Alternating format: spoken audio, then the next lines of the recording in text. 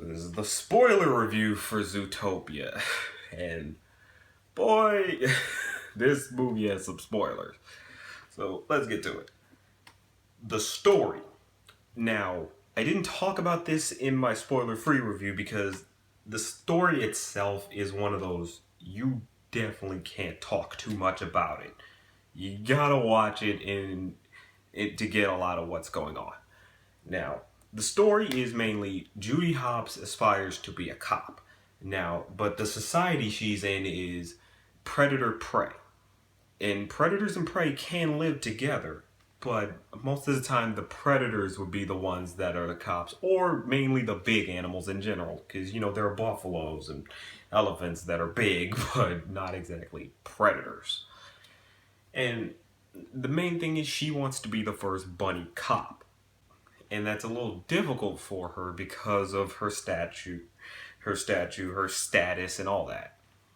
They do this very well because basically it's an allegory for females in the workplace in a sense. For certain jobs that's clearly on the lines of, oh, you can't do this because of your species, basically, or it could even be race. Like in terms of race, they can say, yeah, you can't be this way because you're race. And I like how they, allude to that a lot. Even Judy herself, like, she mainly is more trying to be the open-minded person, the one who doesn't try to see race as a big thing, as the thing that should hold you back. And I like that. I really do enjoy how they portray it with there. Now, she ends up having an experience with an actual predator, i.e., a fox. And it's not Nick Wilde. It's this other fox that she knew as a kid that was a bully.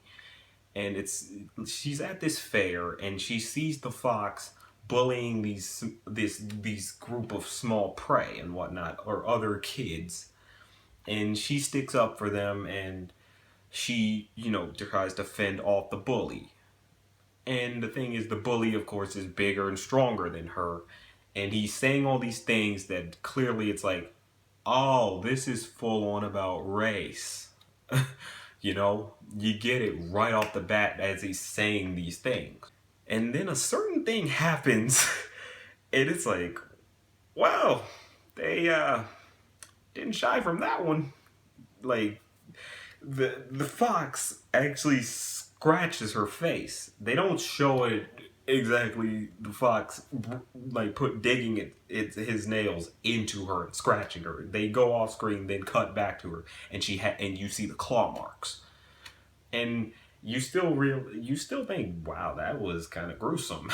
But I like how they did that. They didn't shy from it. It's like, yeah, it can get that dark. Like, this is something that does happen to some people. And I like how they betray that. And with Nick Wilde, they introduce him. Judy sort of has a bit of a prejudice, obviously, because of her experience with a fox. And her parents even sort of have a prejudice, too. They give her a sort of fox pepper spray, and it's like, wow. The thing is, when she meets Nick, she does sort of, at first she's not, outright prejudiced about him. In fact, she sticks up for him at a certain part involving ice cream. You come to find out she was wrong about that.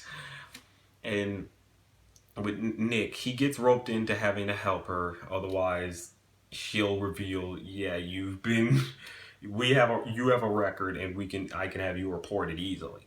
So he helps her to solve this main case that certain animals are going missing.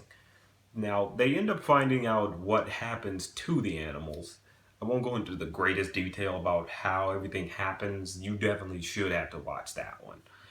But the main thing is they find out what happens to the animals, and they go, or a certain thing happens where it turns out the animals that are being captured are mainly predators. And the thing is, those animals that get captured are going missing it turns out they're going feral. They're kind of reverting back to their original basic instinct of being savages and whatnot. And they end up finding out where the animals are, and they get them back, and now it's like, okay, Judy's a big hero because she found out what happened to him, what was going on, and the way they portrayed this. Now, when she had to address the city and tell them what was going on, it got like, wow. It's like, wow, that was really hitting the nail on the head. Like, the thing she ends up saying to the press is basically, okay, these animals, they're going savage, and we don't exactly know why, but she sort of gives an idea of what might be the problem, and her idea is that it's in their DNA just to be savages. And, and it's like, wow, that is horrible. But it, and I like how they did that. It's basically like, yeah, that's how some of us think. We think it's in our DNA to just be naturally violent, or in certain species and whatnot to just be naturally violent. And I like that. The thing about it is the prey are actually the majority and the predators are actually the minority. So you easily get it then. You easily identify with Nick. It's basically a race thing. You get it. So when she does go explaining why certain predators are going crazy and feral and whatnot, it's like you just jump the gun and assume we're just bad by definition. We just we just do wrong. And it even has a scene with him about like trying to prove a point. Basically, as he's getting angry and talking down to her, he starts looking a little angry and baring his fangs and claws, but he has no real intent to hurt her. He's just trying to prove a point. And as he's doing this, he sees that Judy ends up going for the fox pepper spray. And it's like, see, you just proved my point that you yourself can be prejudiced. That you can stereotype us just as bad as everyone else. I gotta say, that was very, very clever. And with Nick's backstory, it really helps that scene because his backstory is mainly he, as a child, he was in this thing basically that was like the Cub Scouts.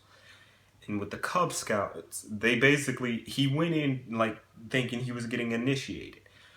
But it turns out they actually weren't there to initiate him.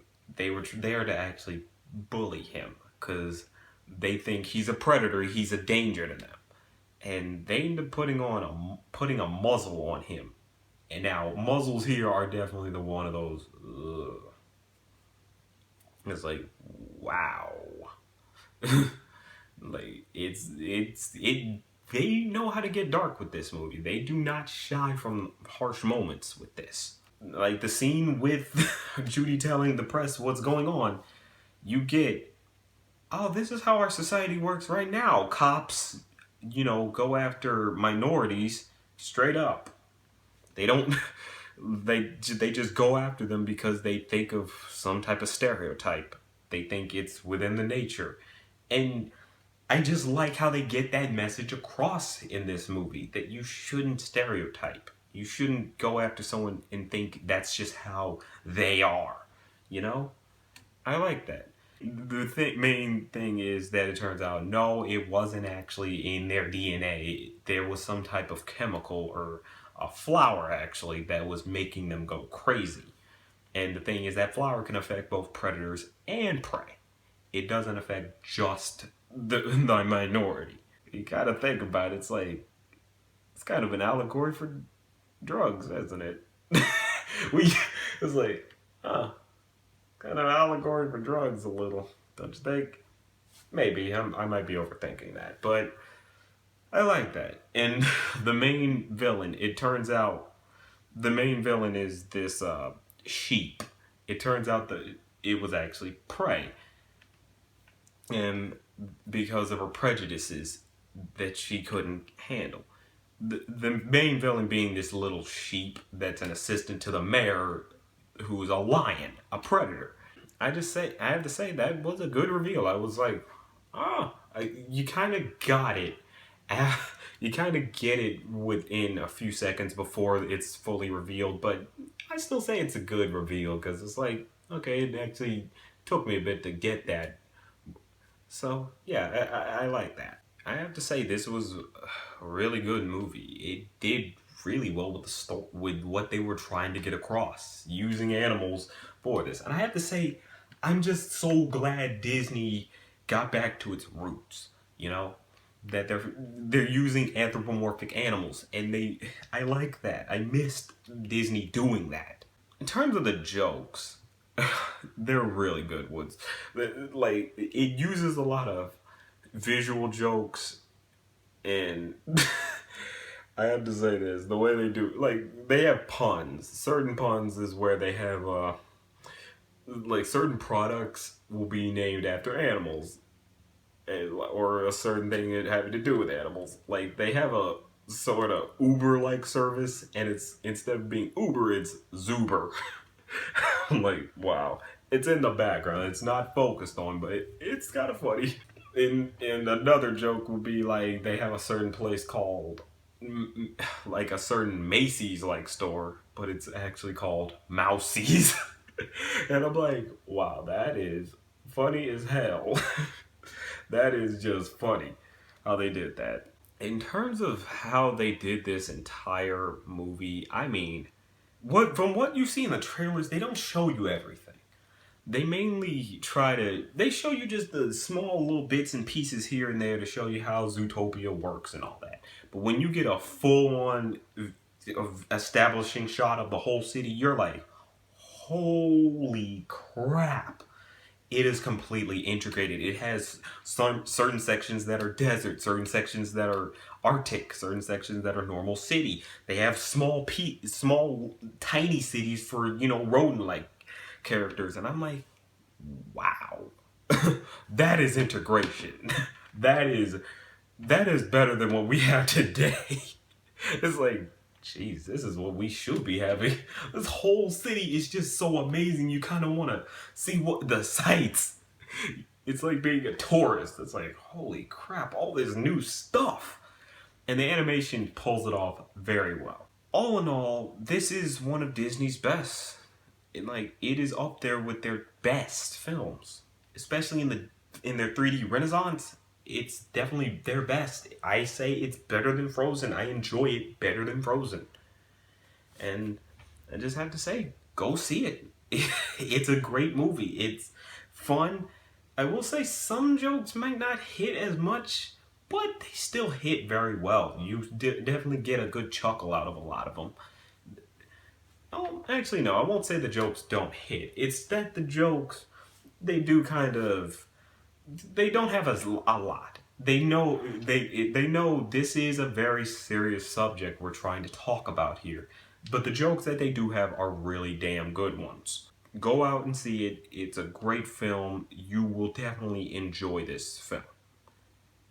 But that's just a thought.